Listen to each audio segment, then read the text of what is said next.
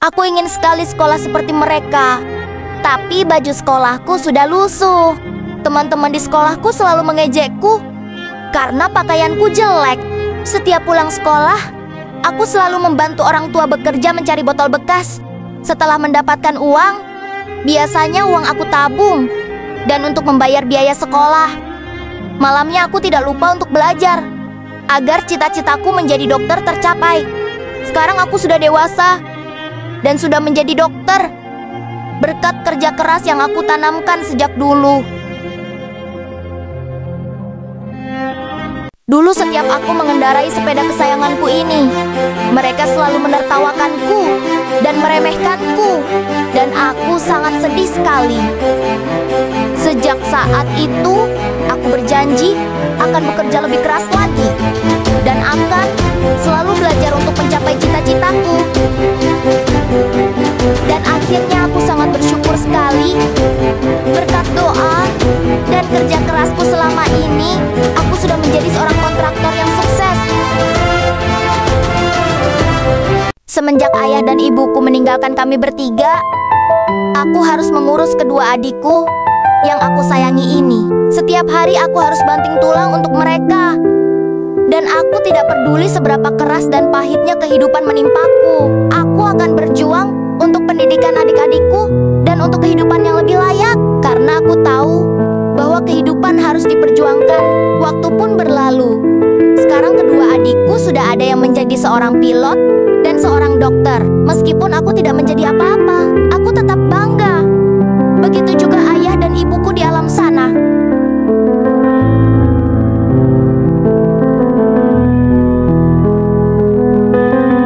Aku tidak memiliki sepatu dan aku ingin sekali memiliki sepatu ini untuk sekolah. Namun aku diusir oleh security ini karena penampilanku yang lusuh dan tidak punya uang. Aku pun pulang dan melakukan pekerjaan apa saja untuk mengumpulkan uang sedikit demi sedikit untuk membeli sepatu yang aku inginkan, karena aku tidak ingin membebani kedua orang tuaku. Akhirnya uangnya pun terkumpul sekarang. Aku pun segera pergi ke toko untuk membeli sepatu itu. Security yang mengusirku dulu pun terkejut sekarang karena aku sudah bisa membelinya. Ibuku ini sedang sakit keras dan aku tidak punya uang untuk mengantar ibu ke rumah sakit, sehingga aku pun harus bekerja keras untuk mendapatkan uang agar supaya bisa membawa ibuku ke rumah sakit dan mendapatkan perawatan yang layak. Sedikit demi sedikit uang pun akhirnya terkumpul dan aku bisa membawa ibuku ke rumah sakit. Aku sedih sekali, penyakit ibuku semakin memburuk, bukannya membaik. Tidak lama kemudian ibuku meninggal dan aku terpukul karena ditinggal sendirian. Waktu pun berlalu. Aku bisa meraih cita-citaku menjadi profesor. Maafkan aku, Ibu, dan semoga engkau bangga.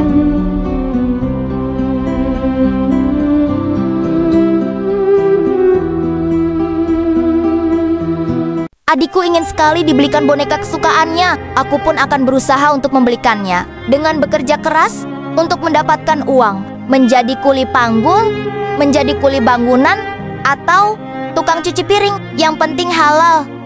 Hari ini pun uangnya sudah terkumpul. Aku dan adikku pergi ke toko boneka. Adikku sepertinya senang sekali. Begitu juga aku senang sekali melihat adikku tersenyum bahagia. Dulu aku hidup di jalanan. Demi untuk makan, aku harus mencari sisa makanan di tong ini. Tapi kehidupanku berubah sejak malam itu. Seseorang pencuri melemparkan sesuatu persis di depan mataku. Setelah kulihat, itu adalah dompet yang berisi uang dari seseorang yang berhasil dia ambil. Aku pun bingung. Aku dituduh sebagai teman si pencuri itu. Beruntung, pemilik restoran menyelamatkan aku. Aku diajak bekerja di restoran miliknya sebagai pencuci piring. Karena aku cepat belajar dan rajin, akhirnya dia menginginkan aku untuk belajar memasak. Berapa tahun kemudian pemilik restoran mempercayakan aku untuk menjadi kepala chefnya. Ternyata begitulah hidup. Kita tidak tahu apa yang akan terjadi 1 menit ke depan. Dulu untuk bisa bersekolah, aku harus menjual aneka gorengan ini sambil jalan ke sekolah. Namun ada saja orang yang jahil mengambil dan merampas hasil jualanku. Setelah pulang sekolah, kadang aku juga harus mencari kayu bakar dan menjualnya. Atau kadang aku membantu bibi di sawah. Karena aku hidup dengan bibiku. Selama ini, memang aku anak yatim piatu. Namun dengan semua keadaan itu, aku tidak pernah menyerah untuk belajar dan mengenyam pendidikan yang tinggi. Hingga akhirnya, aku sekarang bisa menjadi rektor di perguruan tinggi terkenal. Hidup ternyata banyak mengajarkanku banyak hal. Untuk bantu support, jangan lupa like dan subscribe-nya. Terima kasih ya.